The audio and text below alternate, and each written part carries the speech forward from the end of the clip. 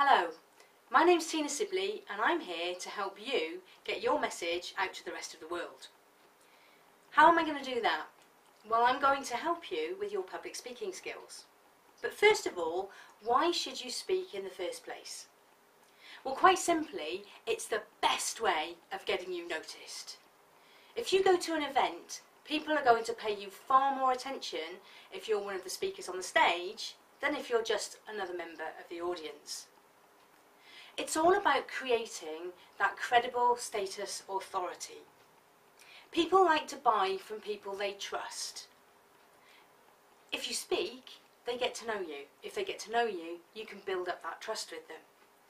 And speaking doesn't have to be on a big stage. It can be quite simply in front of a video camera, like I'm doing now, because that will help you get your message out to millions of people. But the point is, rather than just seeing your stuff written down, they can get to know you, who you are. They get to know you, they get to trust you, they like you, and they buy from you. Also though, coming back to this credible authority, the people who sell the most, get the most clients, they do something different to the rest of the competition. They stand themselves above the parapet. They get themselves out there. There are two really good ways of doing this. One is writing, and the other is speaking. Put the two together and wow, you have something which is so powerful. And you really will get yourself noticed and start attracting more clients to you. But let's come back to this, but public speaking is all a bit scary idea. Public speaking is listed as the #1 fear in the world. It's #1 in America, even above the fear of dying. And it's #2 in Britain, still above the fear of dying, and only second behind the fear of spiders. So I'm not going to count spiders. I think, it's still a big deal for most people. Why is that? I'm not just going to tell you pull yourself together. I'm going to tell you first of all why you feel anxiety, and then in other videos I'm going to start teaching you how to actually combat it so that you never need to feel anxious again. So first of all, why are we afraid of public speaking? Well, quite simply, it's a learned behaviour. And the simple thing is, the good news is because it's learned, it can be unlearned, and you can learn confidence instead. Most people, when they see me now, say, oh, it's alright for you, Tina, you're confident.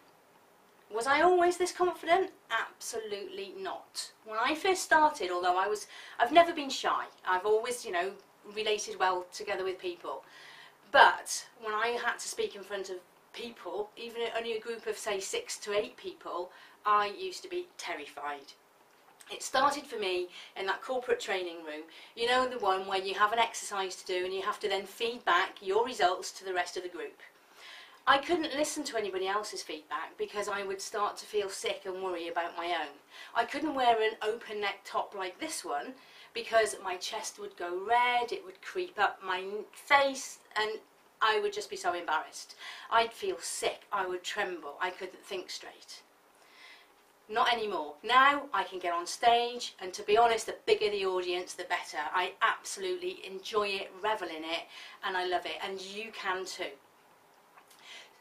So let's come back to also why we're afraid, the learned behaviour. Well, for a start, it's cultural. We've been taught, since we were probably a very little child, that actually it's not nice to show off. Speaking puts you in the limelight. And there's this subconscious thing that tells us, who are we to be in the limelight? Who are we to show off? Nice people don't do that. So it's hardly surprising you get all these negative connections when it comes to thinking about public speaking. The next is that we expect so much of ourselves. You expect people to be television presenter style. Well, the good news is you don't have to be. You don't have to hire a studio and have a great big rig of lights. You don't have to have the most amazing camera or sound technology in the world. All you have to do is get your message out. All you have to do is be passionate about what it is you're saying so that you can communicate that to the rest of the world. I'm creating this video purposely in my front room with no lights, no special sound equipment, I haven't been and gone and had a complete makeover. Yes, it's a good idea to put a little bit of makeup on and, you know, do your hair as nice as you can make it. But you do not have to be television presenter. It doesn't matter if you're not perfect. It doesn't matter if you make the odd mistake or two. People will forgive that. What's important is that you're sincere and you're able to communicate your message to the rest of the world. And that's what I'm going to help you to do. If you've come to this video via my blog or any other means, then you need to go and check out the online publicspeakingacademy.com, because there you'll find more videos like this one, absolutely dedicated to helping you overcome any fear and anxiety of speaking, and then to help you really polish the craft so that, you know, you can be good. You don't want to be too slick and polished, that turns people off, but you can be dynamic. So in the next video, we're going to start looking at how your focus can have a big impact on your confidence and the way that you deliver your message. Look forward to seeing you in the next video.